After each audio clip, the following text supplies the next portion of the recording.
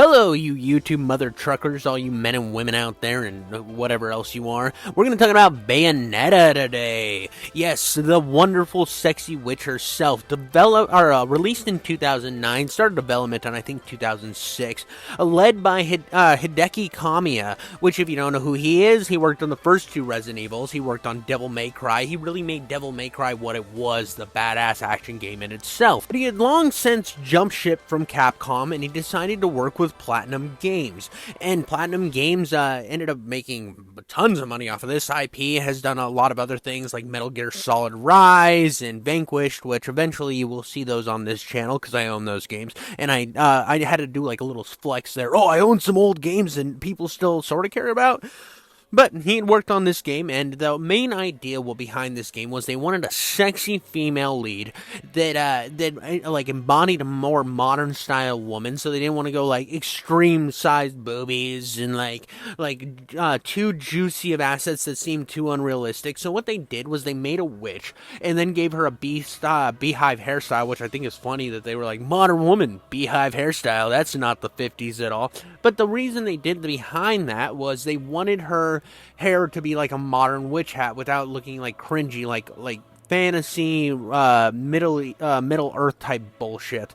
And I like the way that this game really kind of sets itself off from other titles. They could have just put a big tit Japanese girl on the cover. And the way that this game kind of sits itself as enough fan service with a hot bitch, and also puts itself as something that has a deeper story, has deeper development, and she comes off as a very sophisticated character. I think that is a really incredible way to write a game.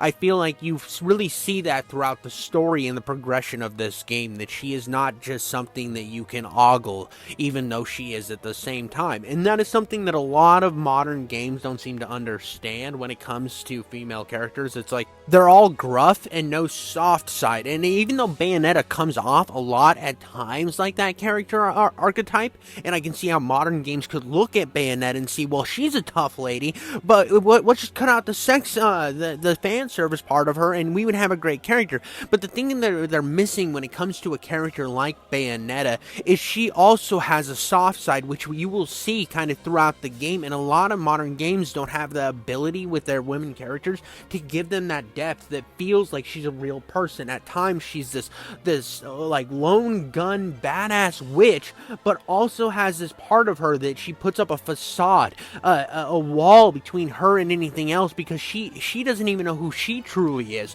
due to the fact that her memory's been erased. And that's something I haven't talked about yet, but the whole premise of this game is a very cliched, done a million times thing where she doesn't have her memory. And when I heard that, and this is being my first playthrough of this game ever, and never really have known much about the IP in general, it was one of those things that I was like, cringe, we're doing another forgotten memory thing. But I think the way that this game handled that, it was a very genius way. It never feels cliched or like annoying. It feels like every time you're getting a little bit of tidbits from our past, a little bit of fucking juicy drippy nuggets, they feel necessary and poignant to the actual narrative. And I mean, obviously, but it seems to build this greater narrative, because the main thing that's going on is you revive this dude from his grave, right? The guy from hell, I can't remember his name, but he's basically your store manager. He's your general store douchebag. This is where the guy that you end up going throughout the entire game, buying all your weapons, which is my one big gripe about this game when it comes to weapon variety. It's very, very limited.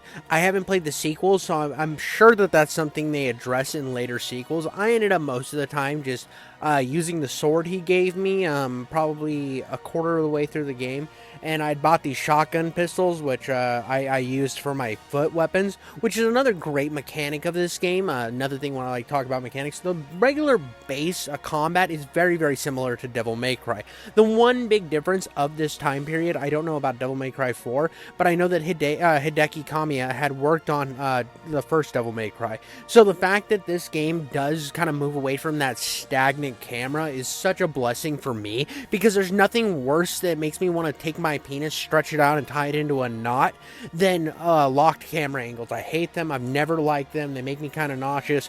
Just fucking irritating. And this game kind of moves away from that, and I really appreciate it. I know that Devil May Cry eventually did move away from that, and a lot of people fucking got online, were all angry about it. They're like, you ruined my locked camera angles. It's like, get with the time, you fucking losers. Another thing, if you would have asked me at the beginning of this game, when I was still in the car with basically fucking Joe Pesci, I don't know who this character is. He's never felt important enough for me to like fully invest a lot of time into.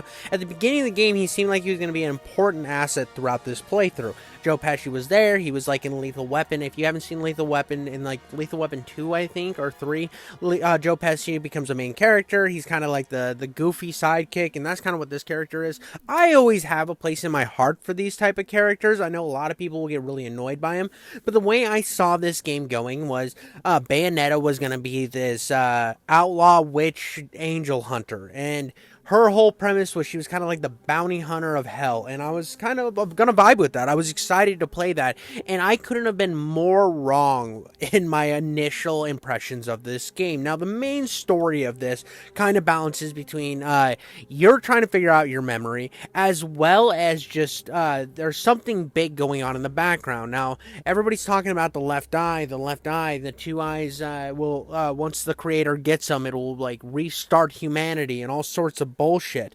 And during this process, you keep getting entangled in battles with this other witch, Jean, or I think is her name. She's the sexy bitch in red, whose clit I'm currently slapping on screen. I mean, well, no, I'm not anymore, but I was. I thought that was still going on in the background. I mean, right now it's fighting on a plane, which is kind of sick. I mean, fighting on a plane this early? There she is. There's my sexy bitch in red. I thought we were fighting, but you fight her a bunch throughout this game, and anytime you fight her as a boss fight, I felt like it was really engaging. It was some of the best boss fights in the game. Now, there are some giant spectacle boss fights throughout this game that are fantastic. Some of the best spectacle boss fights I've ever played in any game like this, and that's considering this up with, like, God of War, which I think God of War 3 has some of the best boss fights in gaming history, along with, like, Dante's Inferno, but I have to say that, like, this game is up there with those. I think this deserves to be in that tier. Now, I haven't played a ton of Devil May Cry because of the fact that it has the locked camera angles. One of these days, I'll get over my big bad self, quit being a little bitch, decide to grow my penis out past the 1.5 inches that it currently sits at, and I will give it a chance. One thing that I do think is like a hamper on this game are these sections. Well, they were at first. Now, let me explain. The way these work is you collect bullets throughout the fighting level. Throughout the level, you beat the shit out of people and you get bullets, and then you go through this FPS arcade shit. It never really is that interesting. It does get easier because it feels clunkier than shit at first, but it gets okay. Another main aspect of this game is the puzzle solving. It's not the biggest aspect. I feel like the game more emphasizes the combat over puzzle solving, but the little puzzles that it does have, I always felt were incredibly engaging, well made, and felt like they needed to be there, not just something to get in your way. Now, a lot of games in the modern era like to throw a puzzle in your face and like to just cream on themselves. They're like, look at our puzzle, and it's just the same shit over and over again until you want to like throw up in your own mouth. One game that comes into mind when I think of this is Hellblade. Hellblade's puzzles never felt poignant, never felt like they were necessary. As much as I love Hellblade as a game, the puzzles were something that constantly were like sores on my dick, you know? They were just all over the place and just there, and I couldn't do anything about them. In this game, this feels more like me after I take medication for the sores on my dick. It's like it's a necessary cause to complete the events that you need. Now, one of my favorite aspects of this game when it comes to combat, and it's not just the combat itself, because the combat is flashy and it's very hack and slashy like we've come to accustomed to, but it's the fact that you get these giant moments where you like your hair turns into like monsters and shit, right? It like evolves into these creatures. So you'll be doing these giant badass boss fights, and all of a sudden Bayonetta will just like take all of her clothes off, because her clothes are actually made from her hair, which I don't know if it's gross or sexy. I mean, I'm kind of leaning toward gross. You know how stinky your clothes will get after you're like running around for a bit. This bitch is doing backflips and like blasting through monsters' anuses, and then all of a sudden she pulls all of her hair off and it goes and kills something. Either that or she has like a magical shampoo always on on where her hair doesn't like get gross. I don't know. I feel like the hair around my sack is always kind of grimy, no matter how clean I try to keep it. It always just builds sweat up in there. Same with like my under armpits, and even my hair starts to feel like straw if I don't like shower and condition every day. So I don't know what this bitch has got going. It must be like some whimsical magic power that makes her hair just always silky smooth, or it's video game logic. I'm kind of leaning toward video game logic, but it's something that I thought about throughout this playthrough. I do like when she makes her hair turn into like a monster and kill things, and it's not just because I get to see her mostly naked. I mean, that's a plus. There's nothing more in the world that I like seeing more than naked women. But I do also like that it's an actual usable mechanic and it's not just there for 100% fan service. Like, you see that in a lot of games coming out of Japan, that they're just like, hey, check out these tits, check out this anus. Oh, you want to see some butthole? Let's have some hentai, like, squid sex in the middle of the game, and it does nothing for the story. This game, it actually feels like a crucial part of her character design, and that's much appreciated. I mean, I played games like One Chanabara where the whole point is just that you're a half-naked woman with a katana that cuts through zombies, and it never really has a reason for them to be half-naked or you to be seen like almost the beginning of their vagina, and every outfit looks like they have a camel toe. But this game actually gives you reasons for the fan service to be there. I find it intriguing. I find the design choices all feel intentional with this game, much like they did with the other games that Hideki Kamiya has made. One design choice I did not agree with, though, is when you get some of these flashbacks, and most of the cutscenes are either done where they're actual animated cutscenes, or they're this weird film, like stagnant image shit. I don't like this. I don't like it. I think it's kind of cringy. Every time one of these happens, it just feels lazy and sloppy, and it might be just they ran out of time and needed to like figure something out, and like on the quick, on the fly, they were like, I can't do anything, and they just spent too much time like rubbing themselves off to their art, like the initial artwork for Bayonetta, because you know that she had bigger tits, and they probably scaled her down massively. Just the way Japanese minds work, the way I watch some of these anime, you know that this shit was wilder to begin with. But I don't know what happened to make these fucking stagnant image shits, but I didn't like them throughout the entire game. I think that they were a fine vehicle for telling stories, but they were never great. Another character, though, that I thought was incredibly well written is Luca, this guy right here, the captain of Riz himself. Now, he is the son of the guy who unleashed Bayonetta back onto the world after 500 years. His dad was a reporter, and he thinks that Bayonetta killed his father. But there's something about Bayonetta, probably because she's hot, and he's like fucking hella into women, and he just wants to slap cheeks 24/7. He wants to spread those great front cheeks and then get right into that clit and just blah, blah, blah, blah, you know what I mean? That's his vibe. That's the vibes he gives. But Bayonetta kind of toys through him throughout the campaign, but there's moments here and there where you get to see his realization of what's really going on behind the scenes, the stuff that he can't see, the deeper world that he didn't know about, and you also get to see this softer side of Bayonetta where she slowly begins to care about him.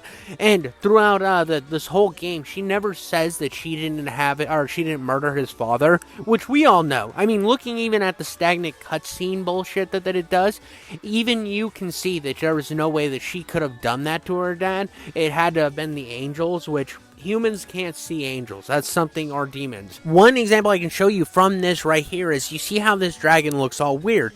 Now, Bayonetta, because she's a witch, can still see people when she's in the real world dimension and she's not in that in-between dimension. But when she shifts back over, she gets to see how they really look. Now, if you don't have that ability, that internal sight, you don't see even the shadows or the milky fucking watery versions of these demons when you're in the regular or human dimension. You see nothing. You just see like shit blowing up all around you. And I think that's a really cool device. I think that's a really cool way of storytelling. I like the fact that you can't see things, or he doesn't know what's really going on, so he has this fog in front of him. He's a journalist, but he's never able to get the answers because he does not possess the abilities to actually find them. Now let's get to the boss fights. Again, like I was saying, like the boss fights with Jean are always quick paced. They're not these big spectacles. They're not button mashers. They're just, you're using your abilities the same as she is using hers. It's really moment for moment combat, and I usually appreciate that a little bit more. But when it comes to this game and its massive scale boss fights, I do have to say this shit slaps some clit, and I appreciate that. I mean, like right here, when you get to the end of the boss fight and you just rip off her clothes and you get to see, like each time, not every single time, but for the most part, each time you do defeat one of these giant celestial beings, you like unleash a different animal, whether it's a bird, whether it's a scorpion, a centipede. I don't think there's a scorpion, whether it's a centipede, a dog. You get to do these different shit, and then you get these like bombastic cutscenes that are just insanely cool. And though the cutscenes are long, and I mean, they're not over the top long though. And if you kind of are curious what I mean by that, they're less like Azura's Wrath and more like a normal game. I feel like the cutscenes never feel too invasive. They never feel like they're pulling you away from the combat. It feels like everything that's cool that's happening in the cutscenes, you're doing in game as well. Because one of my big issues with games like The Darkness, for example, was a lot of the coolest shit in the game was happening in these cutscenes and not happening in real time, and you were controlling it. And in this game, the game rarely takes the control out of your hands. Most of the time you are doing everything, and the cutscenes just kind of emphasize the cool shit that you've already been doing, and I feel like that's a really cool vehicle to move a game forward. And it never feels like I said with Azura's Wrath, one of my biggest problems with that game is I felt like the gameplay of that game in and of itself never felt like it was pushing the story forward. It just felt like something that the game had to do because it was a video game. Because this game, first and foremost, is a video game, and then storytelling is second. But the storytelling, that doesn't mean it was bad. I feel like the story this game tells is fantastic. And like I said, I had a whole different idea of where this game was going from the beginning of the game. And the game's story kept me on my toes throughout the entire adventure. I mean, each character that you were introduced to almost felt necessary, other than Joe Pesci. Joe Pesci didn't fucking matter. He was unnecessary as fuck. At least in this game. Maybe they'll bring him back for a sequel and he will feel important. But like Jean here is very, very interesting of a character. I felt like the fact that she knew you back in the 500 years earlier, and you have this like dynamic where it feels like your relationship's more important than what's being led on. I really enjoy that aspect. I enjoy that there's a secret that you don't know, that you want to know desperately, and so you're going to keep fighting throughout the game. I also like characters like Luca that come in out of nowhere that have this angst against you, but doesn't really know what really happened that day because he can't see. It's all these deeper meanings, but it's hidden behind these limited cutscenes and incredible action, so you only get a little piece at a time between great action set pieces. Which is something I was trying to relay to my audience, or you guys out there. Which, speaking of that, subscribe, comment, and fucking jerk your dick or something. I don't know. Subscribe, comment, and like, or whatever. Dislike if you want to dislike. That was something I was desperately trying to emphasize when I was talking about Azura's Wrath. I think that Azura's Wrath, if it were to be remade, should take more of a number out of like Bayonetta's book, because I believe that this game, every time you run into these big story moments, they don't overcloud the gameplay itself, but they utilize the gameplay to like help build this storytelling. I mean, take right here, you meet this little girl. Now, I called this right away, and if you haven't watched my content before, you know that I'm doing retrospective, so you're gonna get spoilers. But that little girl that you just saw, she is actually you, and I knew that from the moment you meet her. I mean, she has this little medallion, that's the same as yours, that looks the same as yours. Everything about her is the exact same. I knew it was going to be just, she was baby Bayonetta, and her name's Sarisa, and that's actually Bayonetta's real name. And she was actually born from the light and dark clans, right? You have the angel clan that are like the I can't remember, they're like the Lumen Sages, and then you have the witches. And secretly there was some star-crossed lovers that had this child named Sarisa, who is secretly Bayonetta, who we have come to know and love. And I loved it, the fact that this game is told through action, through minimal cutscenes, and whenever you do get a cutscene, it's very cool. Like, one cutscene here is you're trying to save Sarisa while crazy shit is going on, only to find out that the Bayonetta that catches Sarisa isn't Bayonetta, it's these mimic angels, and then you go through like this really cool like dodge the light bullshit. I like this. I really thought this was cool. There is some very experimental shit in this game, and this is one of the things that feel very experimental, but I think it worked.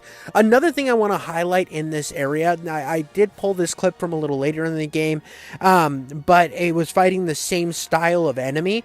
And I love this enemy's once in a while you build up this meter. It's kind of like your rage meter. And what you can do is you can end the battle instantly, like right here. This is my favorite of these ultimate kill animations. You got this sexy ass mimic bitch, and then you just like grind her pussy to death. You literally cut her from the pussy up, while like some BDSM shit is going on. I think that's pretty cool.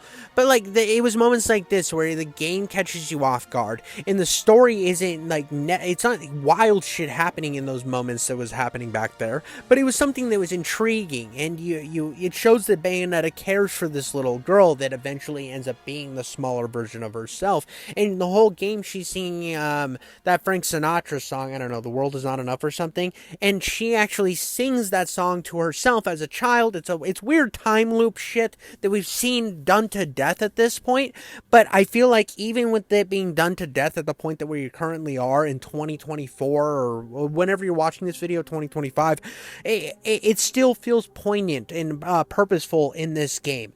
Now, one thing that I do have to say is some of the boss fights, not all boss fights in a game are going to be fucking fire, fucking beat some ass cheeks in. I mean, it's like not going to we're not laying the bitch down and plowing her from behind in every boss fight. One of my least favorite ones was this one where I'm fighting this giant thing that you see on screen. I didn't really vibe with this. I always felt like it was, I don't know, it was like convoluted. I didn't enjoy this fight as much. And you fight this dude a lot, and every time you fight him, because that's one thing the game will throw bosses at you, they won't have as much health, but there's just something about that boss that always pisses me off. One section that I didn't think I was going to like, but ended up liking, is right here you see Bayonetta running like a goddamn jackass. She looks like an idiot.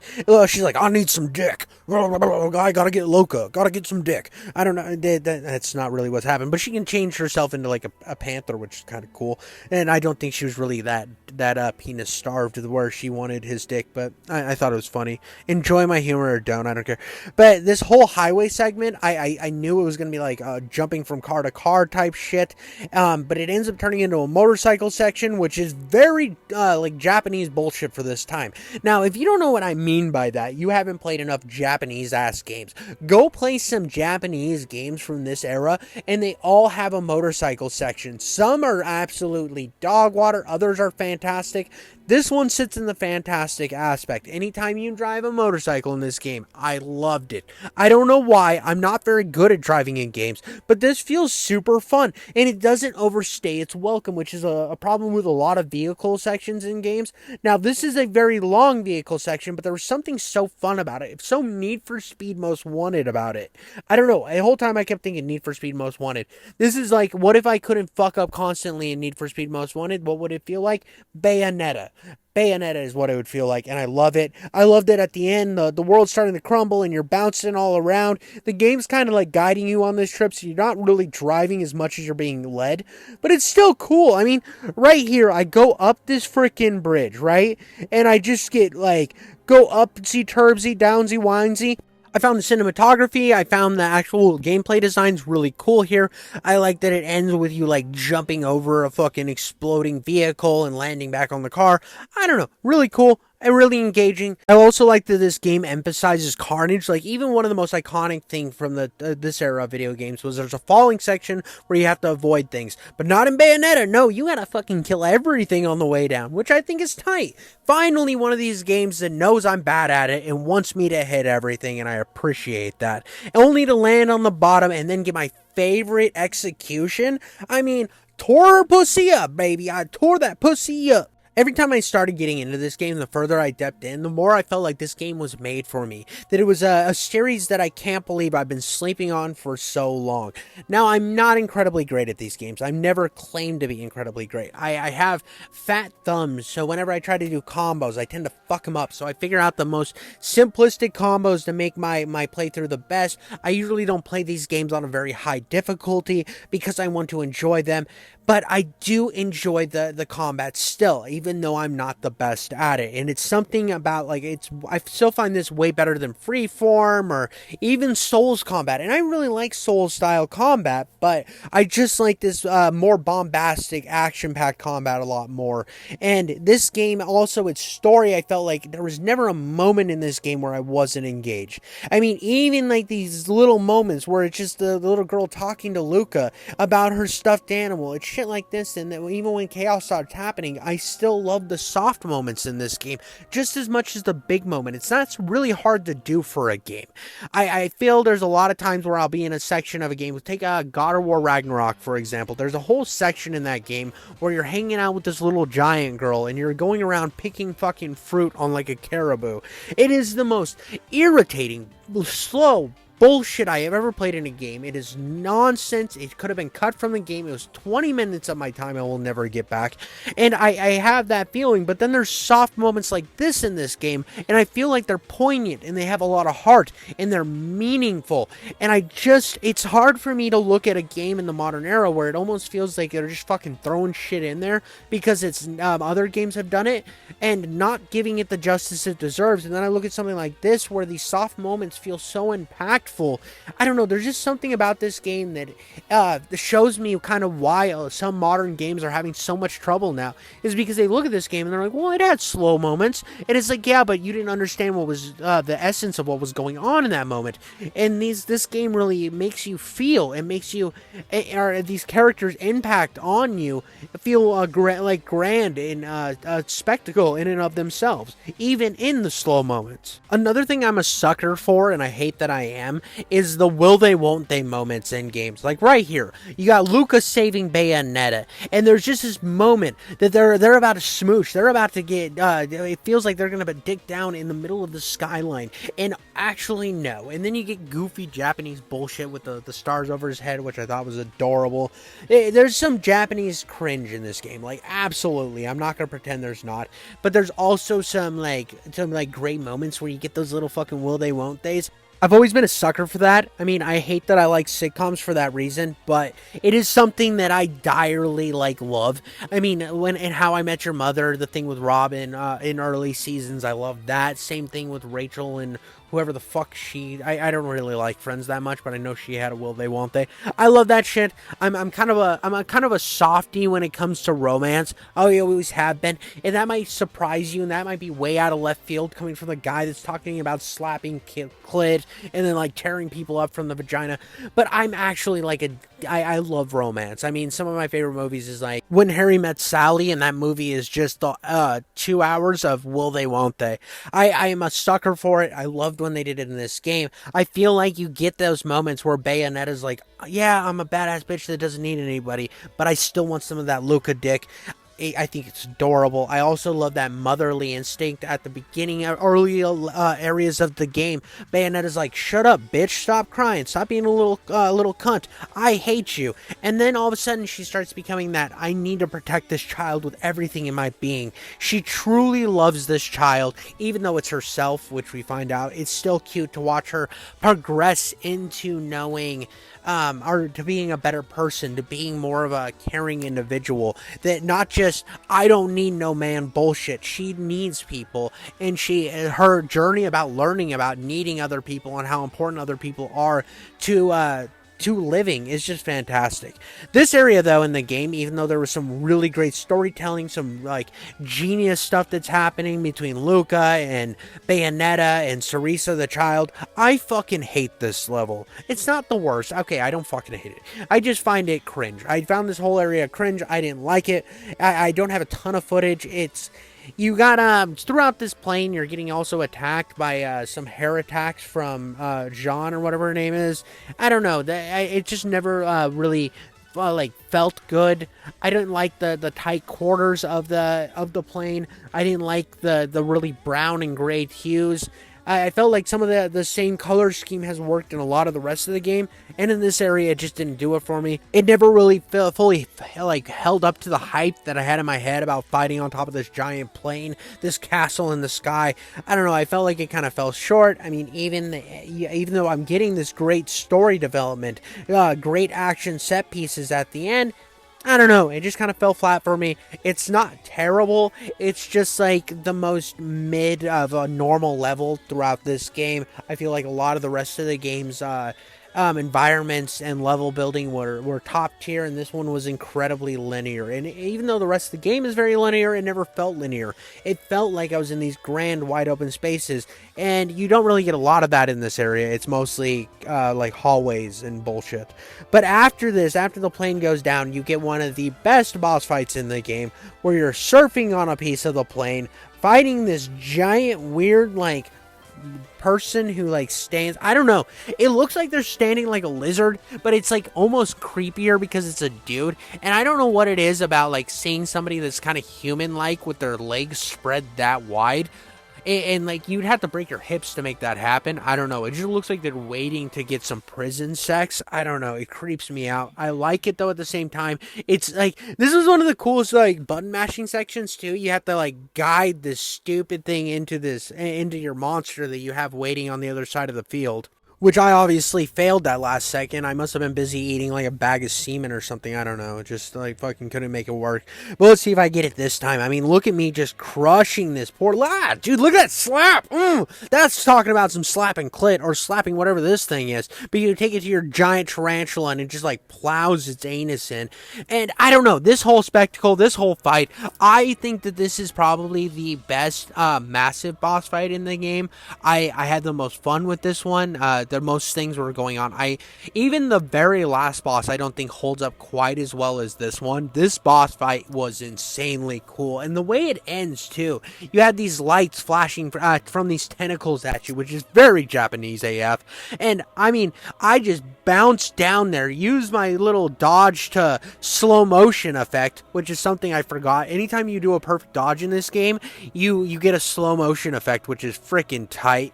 And again, I turn out my hair spider, and then trap this poor bastard, and then they rip him into pieces. This is just so sick. I don't understand why I never had really looked into these games. The first time I ever heard about Bayonetta was during the Bayonetta 3 drama, which the voice actor from this game, she was like, they didn't offer me any money. Come to find out, she was a lying bitch, and actually was just being a piece of shit. And so all those YouTubers that came out, they were like, these artists aren't paid enough. They were just lying, and they were jumping on a cause that she was just lying about, and I think that's hilarious. Not to mention the developer or the director of this game loves to block like everyone on Twitter for just no reason. I think that's funny. Anybody who's that much of a bitch is just a funny person to me. Now to get to the part of the game that I think is the worst level in this entire game. You've saved everyone, you're in a helicopter, you're riding rain, all of a sudden missiles show up.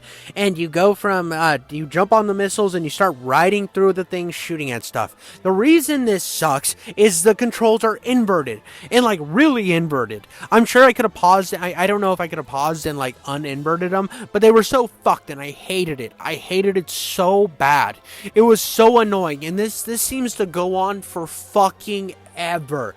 Like, maybe it's because I wasn't having fun and the controls were inverted, so it was constantly giving me like a nightmare of like my eyes felt like they were gonna pop out of my head with the rage that was boiling from my dick to my toes to my ears. And so much rage was happening here, so much, and I could not wait for it to be over, and I was so happy when it was. And it does end with a very insane boss encounter. Once you get to the city, you get to have your final knockdown Lesbo out fight against Jean, which is fantastic. You get this defining moment in the game where you find out that Jean was never really your enemy. She was one of your friends growing up.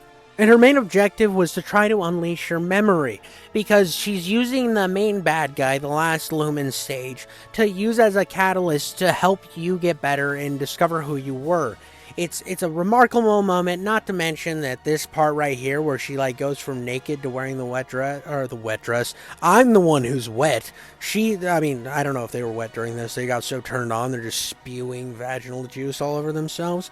But no, she changes into this new dress. You get a second phase, one of the better second phases in the game. This whole like climax where you think that the reason you lost your memory is because of her, but in all actuality, it was never because of her. It was because she was trying to protect you from the Lumen Sages, because they wanted because you are the eye. You are the right eye of the celestial being that can reset the entire world, and they want to utilize you to reset the entire world because this one lumen sage, he is the left eye. Or I might have the eyes confused. It's something about eyes, and it's not fucking them out of skulls either. But after thoroughly beating into yeast infection into her pussy, you move on to the next guy who gives me PDF file vibes. I mean, he's already putting lipstick on a child. I mean, nothing is creepier than a dude sitting in a chair putting lipstick with his finger onto a kid's face. Not cool, dude. No bueno. I do not rock with that. I do not anything with that. It's disgusting. It's creepy. He makes for a great villain at this point. Now, he is the eye of light. He is the one half of the thing that can cause all carnage to the end of the world. And he's got all sorts of weird peacock feathers, and he has like a really cool vibe for a villain, I might add. Not like I'm like, oh wow, dude, look how cool he is after doing weird stuff to a kid. But no, he gives good vibes as a villain. I already want to kick his ass. Everything about him is fantastic. Like made, I like his little mask. I like the boss fight you get with him. I mean, just the way it starts with him just kind of picking on you and then absorbing a child into his chest. I mean, ugh. I mean, this is what EDP 445 has like beautiful little dreams about. These are his favorite dreams, the ones that he wakes up and the sheets are all greasy with. Just gives me the EBGBs, gives me the creeps. I'm not about it, and I can't wait to demolish his ass in this boss fight. Like, look how creepy the child head is. I mean, and to think that that's just you as a child in this game. That's what's so sick about this. But this boss fight is insane. I mean, he's summoning like the lights from satellites to blast down on you. And one thing I do like in boss fights is when you do this jump from platform to platform thing. Now, it's not very complicated. It's just instant button navigated, but I think it's fun. And this is also the first boss fight that when you sick your pussy hair dog on him, it does absolutely nothing. You have to use like a few of these to do anything to him. He like straight up says, nah, dog, next time bring that pussy shaved. You know what I mean? Like, it's like wild. It's a wild experience. After everything I'd been in this game, I was like, ooh, I wonder what animal I get to see next coming out of my hair. And nope. And when all you pussies out there are like, I remember when I had crabs, Bayonetta's like, you know what, since you couldn't handle my dog powers, welcome to the centipede that crawled out of my vagina. Just kidding, it's made of my vagina hair. And I really wish I would have gone with this vagina hair thing throughout the whole video, but I think it would have got a little annoying. But finally I had one that crushed his spirits, and I thought I beat him, and again he just blastoids his way out of there, which endlessly makes this the best boss, using one of his own feathers to comb his hair, and I give it another round, dude. And I was like, honestly, I was surprised at this point. I was like, this is gonna be a boss fight, a ball boss fights. I thought that this was the end of the game. I thought that everything was like, this was where it all mattered, and I had the coolest ending part. I pulled lipstick out of my tits, load up my gun, and fire it at this SOB. And then I get this section where I'm dodging glass. I didn't realize I was dodging glass at first. I thought it was just a cinematic, so that's why I hit the first one like an idiot, like a straight up moron. But I did enjoy this section. I thought it didn't last too long. It was the perfect amount of time. Blew a hole in his head, and I'm like, that's it. I beat the game, baby. Look at me be a chief. Only this isn't the end of the game. You bring the little girl back in time, all the way where it began. And secretly, the guy, I forgot to talk about him, Luca got kicked out of the building earlier because he decided to try to be tough against like a celestial being. That didn't work out for him too well. But secretly he survived, and you're like, does anybody really die in this game? I don't think so. Because, I mean, even old Dejan Mustard, whatever her name is, Jean or whatever, she didn't even die from that blast. She made it out through the power of plot armor, and the fact that this is a Japanese game, that it was like plot armor. I don't know, it was anime plot armor to its fucking tease. It was freaking stupid Dragon Ball logic where she collected enough beans, but after you bring your child self back, you find out that John was never a bad guy. Oh no, isn't that crazy? I mean, I say that sarcastically, but like, I saw a lot of this type of stuff coming. The actual, it's not like this is the stuff that caught me off guard with the story. It was the entire story together. The actual twists and stuff you kind of see coming, and doesn't catch me off guard. I mean, when this guy got back up, I was like, this makes sense. It's there's another phase coming, and this this last phase was pretty sick. This is what I wanted Azura's Wrath to end on. You actually go into the eyes and become this giant naked celestial being. I mean, yeah, you can't see it yet because I wanted you to really see how bad he is, and like he's just like, I'm so angry and I'm blue, and she's like, oh, I'm red and asleep, and Luca's like, no, you can't do this, and it seems all is lost. But that's why I already told you about the other Dejan Mustard still being alive, because she comes in with a motorcycle while they fire a statue into space, and you ride up the rocket that's going into space on a motorcycle, which is sick. And I mean, you are going like at Mach 7,872 in this area. And normally in these points of the game, I get a little, or movie, I get a little annoyed when it comes to like feels like the game's falsely like extending itself. Like, oh, it could have ended there. And then even after you beat this chick, which I think I only have the boss fight of the last boss in this, because the game ends literally the way it began, with the starting at the whole graveyard and stuff. And it's sick, don't get me wrong. But at that point, I was like, I'm pretty sure this should have ended like 3 times. And when you get here, this is like you think that old Dejan Mustard dies here after she pulls Bayonetta out of this giant boss that you're gonna fight in space, but you find her still in space, and you guys break her apart and kick her into the sun together. It's just goofy, but yeah, this whole giant thing like comes alive. And it's funny because like the other guy gets like crushed in the eyelids, but Bayonetta gets out in time, and the friend that looks like she dies, obviously she can handle the depths of space because she's a witch. Plot armor on this bitch is like level 87,000.